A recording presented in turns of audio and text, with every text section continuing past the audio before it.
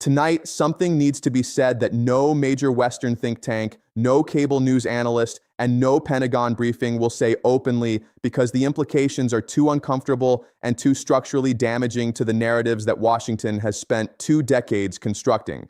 There is one country and only one country positioned to emerge from the current Iran crisis stronger, wealthier, and more strategically dominant, regardless of whether bombs fall on Tehran tomorrow or whether a fragile ceasefire holds for the next 10 years. That country is not the United States. It is not Israel. It is not Iran. It is not Russia or China, although both stand to gain in different scenarios. The country that wins no matter what happens is Turkey, and understanding why this is the case requires an analytical framework that almost nobody in Western geopolitical commentary is willing to apply because the conclusions are genuinely destabilizing to the assumptions underpinning American Middle East strategy since 1945. What is about to follow is not speculation, it is structural analysis. It is game theory applied to geography, demographics, economic systems, and historical patterns that stretch back not decades, but centuries.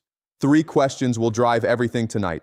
First, why does every possible outcome of the Iran crisis, from full-scale American invasion to negotiated settlement to prolonged cold standoff, structurally benefit Ankara? Second, what is the historical pattern that explains why pivotal geography always reasserts its dominance after imperial overreach? And why has every analyst who ignored this pattern been proven catastrophically wrong? Third, what does Turkey's quiet positioning over the last 8 years tell us about what Ankara already knows that Washington either cannot see or refuses to acknowledge? There are no comfortable answers to these questions. But the truth, however inconvenient, is the only thing worth examining. Let me explain exactly why the structural forces at work make Turkey's ascendance not just likely, but within the framework of predictive history, virtually inevitable. To understand why Turkey wins regardless of outcome, the first thing that needs to be understood is geography, because geography is the one variable that no amount of military spending, no diplomatic maneuvering, and no technological innovation can change. Turkey sits on the most consequential piece of real estate on the planet for any Middle Eastern conflict scenario. It controls the Bosporus Strait, the only passage connecting the Black Sea to the Mediterranean. It shares an 830-kilometer border with Iran's northwestern frontier. It sits directly on every viable energy transit corridor connecting Central Asian and Middle Eastern hydrocarbons to European markets. It hosts Incirlik Air Base, one of the most strategically significant American military installations outside the continental United States, with approximately 50 American nuclear warheads stored on its soil. Here is what you need to understand about what this geographic position means in practice. If the United States launches a full-scale military operation against Iran, it needs Turkish airspace, Turkish logistics corridors, and Turkish political cooperation. The 2003 Iraq War demonstrated what happens when Turkey refuses access. When the Turkish parliament voted against allowing American ground forces to transit through Turkish territory, the entire northern front of the Iraq invasion collapsed, forcing a fundamental restructuring of American war plans within 72 hours. The Pentagon has not forgotten this lesson. Ankara certainly has not. This means that in any escalation scenario, Turkey possesses veto power that it can exercise or withhold in exchange for concessions. The price of Turkish cooperation in 2003 was estimated at approximately $26 billion in American economic aid and loan guarantees, and Turkey still said no. In the current environment, with Turkish economic leverage even greater and American strategic dependence even deeper, the price of cooperation would be astronomically higher. If Turkey cooperates with an American campaign against Iran, it extracts massive economic, military, and diplomatic concessions. If Turkey refuses cooperation, it positions itself as the responsible regional power that prevented wider conflagration, earning diplomatic capital across the Muslim world and the global South simultaneously. Either way, Ankara gains, but the geographic advantage extends far beyond military logistics. Turkey controls the transit routes for roughly 28% of Iraqi oil exports through the Kirkuk-Ceyhan pipeline. If conflict disrupts Persian Gulf shipping through the Strait of Hormuz, and any serious military engagement with Iran makes this disruption virtually certain, global energy markets become desperately dependent on alternative transit routes. Every single viable alternative runs through or adjacent to Turkish territory.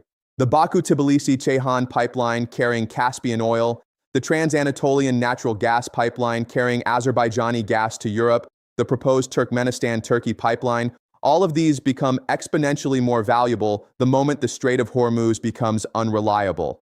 The numbers here are critical. The Strait of Hormuz handles approximately 20 to 21 million barrels of oil per day, representing roughly 21% of global petroleum consumption. If even 50% of that flow is disrupted for 90 days, the International Energy Agency's own models project oil prices exceeding $240 per barrel. At those prices, every alternative energy corridor becomes not just viable but urgently essential. Turkey controls more of those alternative corridors than any other single country on Earth. This is not ideology. This is pipeline geography and basic supply-demand economics. Now that the geographic foundation is established, something deeper needs to be examined. Something that Western analysts systematically ignore because it operates on timescales that quarterly earnings reports and election cycles cannot accommodate.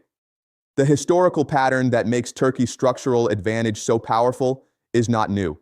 It is, in fact, one of the most consistent patterns in the last 2,000 years of Eurasian geopolitics. Every time a major power has attempted to dominate the Middle East through military force, the geographic pivot state controlling the land bridge between Europe and Asia has emerged as the primary beneficiary, regardless of whether the invading power succeeded or failed. This pattern is so consistent that ignoring it requires deliberate analytical negligence. When the Roman Empire exhausted itself in centuries of warfare against Parthia and Sassanid Persia, the territory that benefited most was Anatolia, which became the core of the surviving Eastern Roman Empire, the Byzantine state that outlasted its Western counterpart by 1,000 years. When the Crusader states attempted to control the Levant through military occupation, the power that ultimately absorbed their territories and emerged dominant was not the local Arab dynasties, but the Anatolian-based Ottoman Empire, which leveraged its geographic position between European Crusader supply lines and Middle Eastern battlefields to become the preeminent power in the region for 6 centuries. When the British Empire dismantled the Ottoman state after World War I and attempted to impose direct control over Mesopotamian oil through the Iraq Mandate, the project eventually collapsed while the Turkish Republic, controlling the same Anatolian geography that had sustained every previous pivot state, rebuilt itself into the dominant regional military power within a generation. When the United States invaded Iraq in 2003 and attempted to reshape the Middle East through military force, the country that gained the most regional influence over the following 2 decades was not the United States, which spent over $2 trillion and achieved none of its stated objectives, but Turkey, which expanded its economic footprint across Iraq, Syria, Libya, and the Horn of Africa, while American resources were consumed in occupation and counterinsurgency. The pattern is not coincidental. It is structural. The Anatolian land bridge controls the physical connection between European capital markets and Middle Eastern resources. Any disruption to direct access routes through the Persian Gulf or the Levant automatically elevates the importance of Anatolian transit corridors.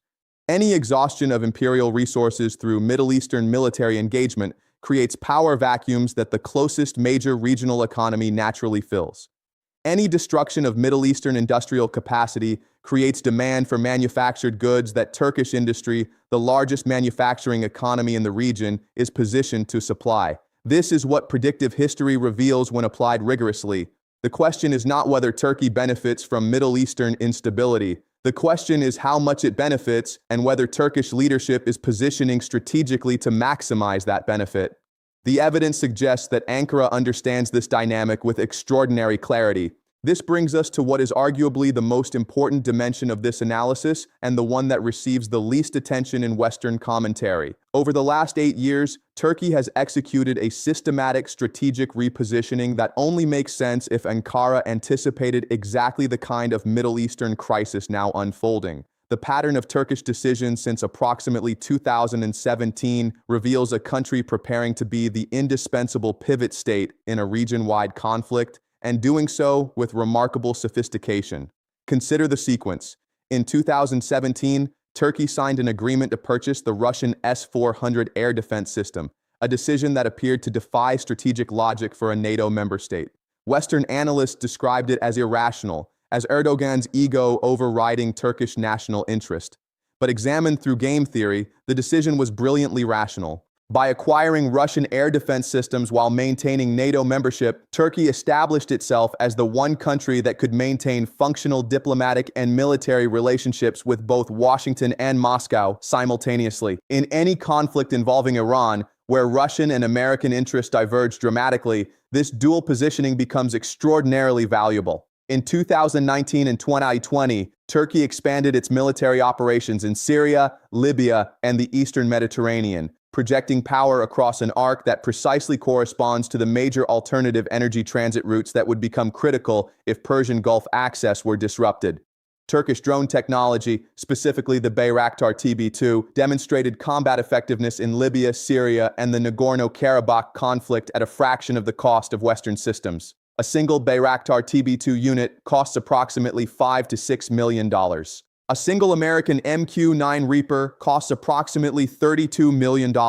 Turkey proved that it could project decisive military power at roughly 1/6 the cost of American equivalents. In 2022, Turkey positioned itself as the essential mediator in the Russia-Ukraine conflict, brokering the Black Sea Grain Initiative and hosting negotiations in Istanbul. This was not humanitarian altruism. It was strategic brand building, establishing Turkey as the indispensable mediator, the country that all sides must engage with because no other state possesses the geographic position, the diplomatic relationships, and the military credibility to bridge competing great power interests.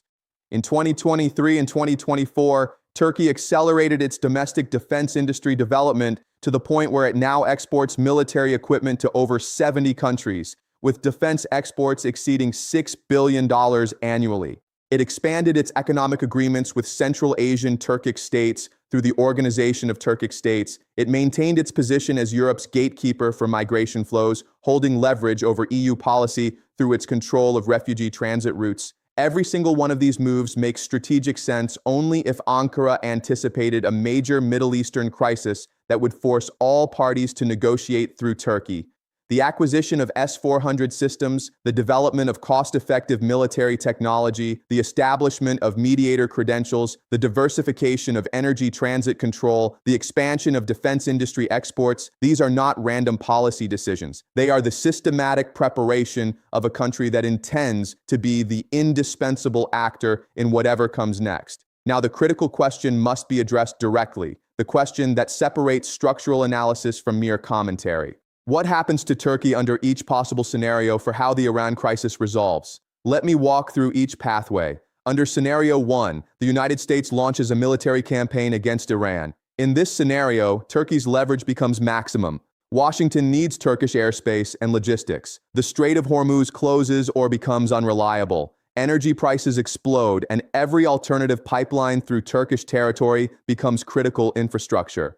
Turkey extracts massive concessions from Washington while simultaneously positioning itself as a reluctant participant, maintaining relationships with Iran's allies by expressing public concern about escalation.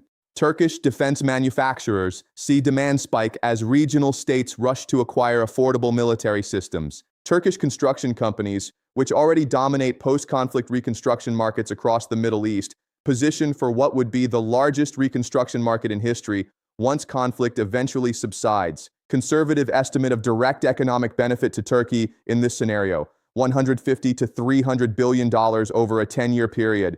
Under Scenario 2, a negotiated settlement is reached. In this scenario, Turkey benefits differently, but no less substantially. A negotiated settlement requires mediators that both sides trust sufficiently to facilitate dialogue. Turkey has maintained diplomatic relationships with Iran, the United States, Israel, Russia, and the Gulf states simultaneously. It is arguably the only country capable of hosting negotiations that all parties would attend. The diplomatic prestige of brokering a Middle Eastern peace settlement would transform Turkey's international standing, while the economic normalization that follows any settlement would flow disproportionately through Turkish transit corridors and manufacturing capacity. Iran's reintegration into global markets, which any settlement would require, would generate enormous demand for industrial goods, construction services, and energy infrastructure that Turkish companies are positioned to supply. Under Scenario 3, a prolonged cold standoff continues with neither war nor resolution. This scenario, which many analysts consider most likely, may actually benefit Turkey the most. Sustained tension maintains elevated energy prices without disrupting flows entirely, maximizing the value premium on Turkish-controlled transit routes. Sustained regional instability drives continued demand for Turkish military exports. Sustained uncertainty keeps Western military assets concentrated in the Middle East rather than competing with Turkish interests in the Mediterranean, North Africa, or Central Asia. Turkey continues its quiet strategic expansion while great powers remain distracted by the Iran standoff. Under every scenario, every single one, Turkey's geographic position, its diplomatic flexibility, its industrial capacity, and its strategic preparation generate net positive outcomes. This is not because Turkish leadership is more intelligent than its competitors. It is because structural forces, geographic realities that no policy decision can alter, create persistent advantages that compound over time when combined with even moderately competent strategic positioning. Now, a critical caveat must be acknowledged because intellectual honesty requires it. This analysis could be wrong. Turkey faces significant internal challenges, including currency instability, with the lira losing approximately 80% of its value against the dollar over the past decade, inflation that has exceeded 60% in recent years, and demographic pressures from hosting approximately 3.5 million Syrian refugees. Political uncertainty around eventual leadership transition, Kurdish separatist challenges, and the risk of overextension across multiple theaters all represent variables that could undermine the structural advantages identified here. The analysis might also overestimate Turkish strategic coherence. What appears from the outside as systematic preparation could be partially or entirely the result of ad hoc decision-making that coincidentally aligned with structural incentives. The S-400 purchase might have been driven more by Turkish-American tensions over Kurdish policy than by grand strategic calculation. The defense export expansion might reflect industrial policy more than geopolitical positioning. These caveats are important, and any honest analytical framework must acknowledge them. But the structural forces identified, the geographic advantages, the energy transit control, the manufacturing capacity, the diplomatic flexibility, these exist independent of whether Turkish leadership consciously engineered them. Structural forces do not require intentional exploitation to generate outcomes. They operate regardless. This is what predictive history reveals when applied without ideological commitment to any particular outcome. The pattern of geographic pivot states benefiting from imperial overreach in their regions is 2,000 years old. The current configuration of energy infrastructure, military logistics, and diplomatic relationships makes Turkey the primary pivot state in any Middle Eastern conflict scenario. The observed pattern of Turkish strategic positioning over the last 8 years is consistent with a state preparing for exactly this role. None of this is prophecy. It is game theory applied to geography and history. The most important thing is to test this framework against developments as they unfold, to question it, to examine whether the structural forces identified actually produce the outcomes predicted. If they do not, the framework must be revised and the error analyzed. If they do, the framework gains credibility and the analytical foundation deepens. The situation in the Middle East continues to evolve rapidly, and these structural dynamics will be examined further as events develop. The question that every serious analyst should be asking is not whether there will be war or peace with Iran. The question is what Turkey is doing while everyone else is watching Iran, because that is where the structural forces are quietly reshaping the future of the entire region. And the answer to that question will matter for decades to come.